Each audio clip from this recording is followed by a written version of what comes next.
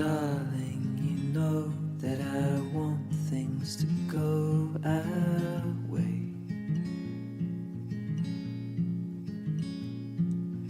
I'll try to reach you to lean every single day.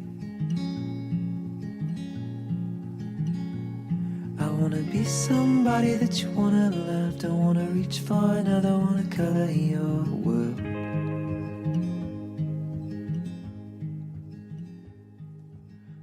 J'ai eu le plaisir, il y a quelque temps, de faire un podcast. Et je sais que beaucoup de monde ont aimé ce podcast-là. Il se nomme Bumbu. Bumbu, c'est le nom d'un rhum. Et comme je vous expliquais à l'époque, quand j'ai fait ce podcast-là, le goût du rhum Bumbu, ça me rappelait mes amis. Ça me rappelait mes amis de Saint-Martin. Daniel, Jean-François, j'ai passé beaucoup de temps avec eux et j'ai hâte de les revoir bientôt. J'ai eu beaucoup de plaisir avec eux et j'ai appris à boire le rhum comme les Antillais. J'ai trouvé ça bien le fun. J'ai trouvé ça vraiment adorable. Et ça m'a toujours intrigué. Le rhum m'a toujours intrigué. C'est tout un monde. C'est vraiment tout un monde, le rhum. Et aujourd'hui, à l'auberge, je suis très, très, très content. J'ai 2 spécialistes de rhum et encore plus spécialistes. J'ai deux personnes qui fabriquent du rhum ici au Québec, de la distillerie de Québec. Donc, j'ai Christophe Légas qui est avec moi. Salut, Christophe. Salut. Et David Lévesque. Salut, David. Allô. Donc, vous fabriquez du rhum, vous fabriquez de la vodka, vous fabriquez des gins, mais le rhum, ça me passionne. Là. Ça fait passionnant. Il y a des clubs de rhum. On dirait que le rhum, c'est quasiment l'infini là, dans le rhum. Là. Moi, je suis un fan de rhum arrangé quand je suis en vacances, mais j'ai découvert un rhum qui est tout à fait magnifique, le vôtre. C'est pour ça que vous êtes avec moi aujourd'hui. Donc, j'ai besoin comme d'explications. L'histoire du rhum, justement, j'en parle un petit peu aussi dans le podcast, le père là-bas, qui est le dominicain, là, qui est arrivé dans les Antilles. Donc, c'est quoi le début du rhum et jusqu'à aujourd'hui, qu'on pourrait dire? Bien, en fait, le projet de la distillerie, Oui. C'était de faire, dans le fond, du rhum et du whisky avant tout. Puis, OK. comme de raison, le rhum et le whisky, ça prend un certain temps à produire, mais il faut aussi le laisser vieillir pour avoir l'appellation rhum au Canada. Donc, c'est au moins 1 an en barrique. OK, 1 an de barrique. Ça, c'est... Fait que c'est sûr que quand tu fais une distillerie, veux pas, tu vas faire d'autres alcools pour pouvoir amener de l'eau Oui, au moulin. exactement. Fait que prends le temps de faire le rhum. Mais c'est ça, au Canada, c'est 1 an en barrique pour pouvoir avoir l'appellation rhum sur ta bouteille. Puis le rhum, on fait ça... On entend parler de canne à sucre, la canne à sucre. Mais ça veut dire, c'est la canne à sucre, oui, mais y a d'autres manières? Quoi? Le rhum, comment ça fonctionne, faire du rhum? Là? On veut faire du rhum. Ben, en fait, le rhum, par définition, c'est un alcool qui est fait à partir de la canne à sucre et de ses dérivés. Donc, si on est dans des îles chaudes où la canne à sucre pousse en arrière de chez nous, on peut broyer la canne à sucre, extraire un liquide qui s'appelle le vésou, le faire fermenter, le faire distiller, puis on obtient à ce moment-là un rhum agricole. Malheureusement, au Québec, on n'a pas encore cette culture-là dans notre région, donc on y va à partir de sucre et de mélasse qui sont produits en faisant bouillir le vésou. Donc, ça a toujours été comme ça. Ça a toujours été dans le sens que les 2 méthodes, en fait, le vésou et la mélasse. Ça a toujours été comme ça. Il y a deux manières de faire du rhum. Puis, en fait, c'est ça. Pour nous, si on veut faire du rhum au Canada, on n'a pas le choix de prendre cette méthode-là. Parce que le jus qui est extrait de la canne à sucre, lorsqu'on va broyer la fibre, ça ne se conserve pas très longtemps. C'est une question de jours. Après quelques temps, l'oxydation, ça fait qu'on n'a pas quelque chose de frais. OK, je comprends. Puis votre rhum, justement, qui est tout à fait extraordinaire, merci beaucoup de me faire confiance pour... parce que les auditeurs de l'aubergiste entendent votre publicité. Donc, merci de me faire confiance. Mais votre rhum Saint-Roch, bien justement, il y a de l'histoire là, en arrière de tout ça, ce rhum-là. Moi, c'est ce que j'aime beaucoup. Votre rhum Saint-Roch, qui, on entend parler d'inspiration britannique. Ça veut dire quoi, ça, un rhum d'inspiration britannique? Ben, en fait, c'est relativement simple. C'est la première distillerie de rhum s'est installée à Québec après la conquête. C'est des Anglais là, qui ont décidé de partir ça parce qu'il n'y avait pas vraiment de distillerie sous le régime français. Ils ont amené ça. Ils sont installés, dans le fond, au pied. Ils sont installés, dans le fond, en face du bassin Louise, là, Oui. au niveau de la rivière Saint-Charles. Puis, ils ont commencé à distiller du rhum avec de la mélasse importée des Antilles. C'est plus la méthode britannique. On faisait le rhum plus côté sur la mélasse. Là, une fois qu'on transformait, on gardait le sucre, dans le fond, pour les produits fins. Puis, la mélasse, dans le fond, on la transformait pour faire le rhum. C'est côté britannique. Du côté français, on était plus, dans le fond, sur le rhum agricole. Là, OK, je comprends. Mais tu sais, à cette époque-là, ici à Québec, on dit qu'on parle de la première distillerie au Canada. Mais pourquoi les Français, ils distillaient rien, eux autres? Pourquoi ils n'étaient pas là-dedans? Ils buvaient du vin ou quoi? Pourquoi ils n'étaient pas déjà... Il n'y avait pas déjà une distillerie avant que les Anglais? C'est une très bonne question. Sous le régime français, la façon de fonctionner, c'était plus d'importer les produits par bateau ici. Oui. Donc, oui, c'est fait de la bière lorsque Jean Talon est arrivé, la première brasserie, tout ça. Les Français, bon, évidemment, consommaient plus de vin que d'alcool fort, mais l'alcool fort, ce qui se consommait ici, venait de la France, tout simplement. OK. En fait, c'est ça, il importait ce qu'on appelait le brandy. Là, ça venait soit d'Espagne, soit de France, là, puis ça venait par bateau. Ça venait par bateau, OK. Oui, c'est ça. Il y a eu très peu de transformation industrielle du côté sous la colonie française. Il y a eu justement la bière, des choses comme ça. Il y a eu des chaudières. Il s'en est transformé à partir de 1620. Là, même Louis Hébert a eu peut-être une petite chaudière pour faire de la bière. Les Récollets aussi avaient ça, mais c'était vraiment très, très local. Puis c'est ça, c'est à partir de l'arrivée de l'intendant Jean Talon qui ont pris c'est le début de la transformation dans la colonie, de l'industrialisation, le début de l'industrialisation. C'est à partir de là qu'on a commencé. Et pourquoi que les Anglais ont choisi le rhum? Pourquoi ils n'ont pas choisi le whisky, mettons? Ils ont choisi le rhum parce que... En fait, les Anglais ont choisi le whisky. Il y a eu du whisky pas très longtemps après, mais la première distillerie, c'était le rhum. Il y avait... c'est ça, après la conquête, de toute façon, il y avait beaucoup de soldats dans la ville. Puis, comme le bateau n'arrive pas 365 jours par année, ils ont décidé, dans le fond, de commencer à vouloir transformer ça pour pouvoir... Il y avait déjà une clientèle, là, dans le fond, dans la ville. C'était quand même un port très important, puis une place fortifiée là, stratégique. Puis là, vous avez décidé, à un moment donné, vous avez décidé de vous partir en affaires, quand même. Vous avez décidé de faire une business, parce que je sais que ce n'est pas votre travail principal, pas encore, je crois.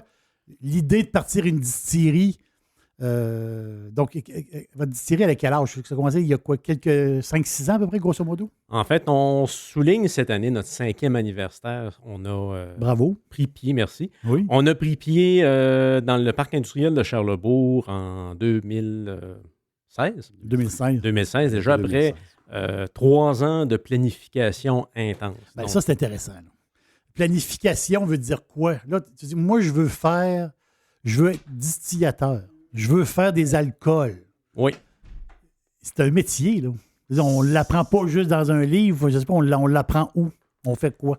En fait, c'était un long processus. C'est pour ça que dans notre cas, ça a pris 3 ans parce que de l'idée à la bouteille, comme on dit, ça a pris 5 ans. Mais de l'idée de dire, oui, ça serait le fun de faire une distillerie. Il faut se former sur le plan technique. Ça fonctionne comment un alambic, ça fonctionne comment la fermentation. On est allé se former aux États-Unis, au Vermont, à Seattle, sur des formations de pointe en production de rhum et de whisky. OK. Ça, c'est la partie technique. Oui. Maintenant, il y a la partie réglementaire. maîtriser toutes les lois et règlements qu'on a au Québec et au Canada sur la production d'alcool, les connaître littéralement mieux que les fonctionnaires qu'ils ont écrits. Oui, je comprends. Ça, je comprends très, très bien. Donc, c'est difficile ici. Ce domaine-là, c'est difficile que si, je ne sais pas moi, quelqu'un ouvre une distillerie dans les Antilles, ça va être plus facile qu'ici. Il y a des Oui. pays qui ont une réglementation beaucoup plus simple et autant sur la fabrication que la mise en marché. Ici, on est très réglementé sur la fabrication, ce qui est correct parce qu'à quelque part, c'est un produit alimentaire. On ne veut pas faire n'importe quoi et empoisonner les gens. Donc, c'est normal qu'il y ait un certain contrôle. Mais la mise en marché de tout produit dans les spiritueux, au Québec, ça passe par la SAQ. On a un client. Oui, exactement, on avait un client. Mais est-ce que vous réussissez à exporter vos bouteilles présentement ou c'est une idée qui vous trotte par la tête? Peut-être de le vendre ailleurs. Est-ce que c'est possible, justement? En fait, on avait commencé avant la pandémie à exporter en Europe. Oui. On exportait en Allemagne puis en Belgique, mais notre importateur a eu son lot de problèmes aussi. Puis, mettons que ça a été recommencé. On va dire ça comme ça. Fait que, oui, on avait commencé. Oui. Même cet été, on a commencé à distribuer les produits au Nouveau-Brunswick. Là. On ne peut pas juste vivre nécessairement du fruit de notre labeur. Là. Au Québec, là, il faut voir plus grand que ça. Il faut voir plus exactement. Mais votre rhum est tout à fait extraordinaire. Non, je vous le dis, là. Il est tout à fait extraordinaire. L'idée, OK, oui, on fait du rhum. Oui, un rhum de style, d'inspiration britannique par rapport à l'histoire de la distillerie, première distillerie au Canada. Mais comment on se décide? En fin de compte, choisir notre rhum, il faut en faire plusieurs sortes, il faut y goûter, il faut tester, il faut en parler à nos amis. Comment ça fonctionne là, pour dire, OK, c'est ce produit-là qui va être dans notre bouteille? En fait, le rhum, faire de l'alcool, c'est un peu comme de la cuisine, mais c'est une cuisine qui respecte la chimie. Donc, on a débuté le projet de rhum, on a fait des tests à plus petite échelle avec différents ratios de sucre, de mélasse, différentes mélasses, différentes levures pour voir le résultat que ça donnait. On s'est lancé dans l'aventure avec une première batch. C'est certain, quand on met du rhum en baril, il faut se dire une chose. Le goût du baril va venir donner au final 60-70% du goût de ce qui est dans la bouteille. C'est énorme. Donc, oui. ce qu'on met dans le baril, c'est un proto-rhum, c'est un début de rhum. Si ça goûte bon, ça devrait se bonifier, mais tout est une histoire de recherche et développement là-dedans. Et aujourd'hui, on voit une multitude de rhums, comme vous m'avez entendu au début. Mon ami à Saint-Martin prend un rhum de la place, de Saint-Martin. Il met des aromates, il met toutes sortes un peu de cannelle. Je sais qu'elle avait un genre de mix qu'elle faisait. Elle prenait son rhum, elle creusait dans le sable pour mettre sa bouteille, pour macérer un peu à la chaleur, je peux dire. Et vous avez décidé de ne pas faire un rhum, je peux dire, je dirais pas maquillé, mais vous voulez aller plus dans la pureté du rhum en tant que tel. C'est votre choix, ça. On n'a pas commencé par un rhum épicé ou d'acheter du rhum en vrac puis faire un assemblage. Oui. On est vraiment parti sur le produit le plus,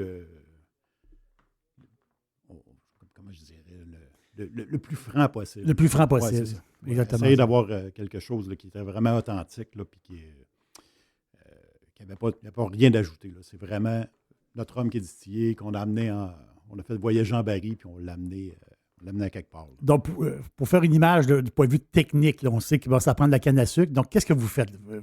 Vous avez un projet, on commence à faire du rhum maintenant. Donc, qu'est-ce qui se passe? Vous avez de la canne à sucre, autrement dit, brute, ou vous avez déjà de la melasse quand il arrive chez vous? Quand ça arrive chez vous à distillerie? En fait, la décision de faire un rhum, comme David disait, d'inspiration britannique, Oui. Ça commence par du sucre et ou de la mélasse. On a décidé de mettre les deux ingrédients dans le rhum. Donc, on a commencé par acheter de la mélasse chez des fournisseurs alimentaires, faire des tests. Du sucre, la même chose. Tu achètes ça par poche de 25 kilos. Puis, graduellement, on a trouvé un autre fournisseur de mélasse en Louisiane qui avait un produit très intéressant. Fait qu'on pouvait s'approvisionner directement du producteur. Donc, c'est une mélasse Est-ce que la mélasse, on peut faire une comparaison avec le sirop d'érable, dans le sens que le sirop d'érable, on a l'eau d'érable, on fait bouillir, ça nous fait du sirop. Est-ce que la mélasse a un peu le même, C'est un peu le même principe? Oui, c'est un peu le même principe, mais c'est ça, il y a différentes qualités de mélasse, différentes transformations de la mélasse. Ce qu'on va utiliser, nous autres, c'est la mélasse de dernière transformation, ce qu'on appelle la blackstrap ou la mélasse verte, là, OK. qui sert souvent à faire les galettes ou des Oui. sortes de produits, le biscuits, etc. Mais c'est ce qu'on vient chercher. Il y a beaucoup de goût là-dedans, mais moins de sucre un peu que de la mélasse de première génération, mélasse de fantaisie ou des choses comme ça.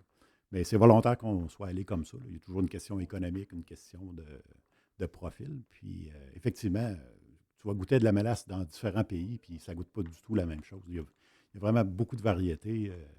Puis votre producteur américain, lui, il est, autrement dit, il y a quelque chose de particulier à sa mélasse, dans le sens que quand vous l'avez dit, ah oui, c'est ça qu'on va prendre, On a fait venir des échantillons. Ah, ouais, On les goûtait. échantillons, OK. Oui, c'est toujours. On part pas, on n'improvise rien, là. Bien. Il y a toujours une démarche, là. C'est comme faire de la cuisine, là. Tu sais, je veux dire, tu testes tes ingrédients, puis une fois que tu as fait fermenter ça, tu vois un peu ce que ça goûte. Quand tu le distilles, tu vois encore ce que ça goûte, puis là, tu vas faire tes coupes en conséquence de mettre ça dans les barils, toujours en projetant vers le futur, qu'est-ce que Oui. ça va goûter. Parce que vous avez dit tantôt, le tonneau, il fait beaucoup. Oui. Le baril, il fait beaucoup. Donc, chaque batch de rhum a un petit côté différent, si on peut dire. C'est ça qui fait la beauté. C'est pas un produit toujours identique. Il y a il y a une subtilité. là. On est dans une micro-distillerie. Donc, Oui. dans le fond, on a un petit peu le même penchant que les microbrasseries. Dans le fond, c'est des petits lots, c'est fait avec amour, puis on va faire évoluer le produit. On n'est pas dans des grandes industries qui reproduisent toujours le même profil aromatique pour un spiritueux. Là, on va vraiment travailler à essayer de faire évoluer le produit, à l'amener ailleurs. Là. C'est toujours ça l'idée. Là. Fait que, c'est des petites quantités, mais Oui, c'est ça. c'est ça. Votre bouteille est spectaculaire. On va le dire. Elle est particulière. Une bouteille trapue. Il est marqué Saint-Roch en or sur votre bouteille. Mais c'est la couleur verte, pâle. C'est le choix de la couleur, le look de la bouteille est particulier. Y a-t-il quelque chose qu'on peut savoir par rapport à ça? C'est quand vous designez quelque chose, vous pensez à quelque chose. Y a-t-il des secrets là-dedans où on peut le savoir? Parce que moi, vraiment, elle se démarque au look. C'est sûr qu'elle se démarque la bouteille. En fait, c'est un processus créatif. Dans le cas du rhum, ça a démarré avec la représentante du verrier italien avec qui on travaille pour nos bouteilles, qui est arrivée avec cette bouteille-là. Puis quand on a tenu l'échantillon dans nos mains, on a dit, il va y avoir du rhum là-dedans. OK. On a Oui. vu la bouteille, là, tu sais. Oui, il y avait certains inconvénients, certains avantages, mais la shape de la bouteille, on a dit, il y a du rhum là-dedans. Oui. Fait que ça, c'est la partie bouteille. Après ça, l'étiquette, on travaille avec des partenaires là, à Québec pour la conception des étiquettes depuis le début, Criterium Design. Et on leur a communiqué, dans le fond, le produit, toute l'histoire derrière ça, pourquoi qu'on l'appelait le Saint-Roch. Puis après ça, on leur laisse carte blanche.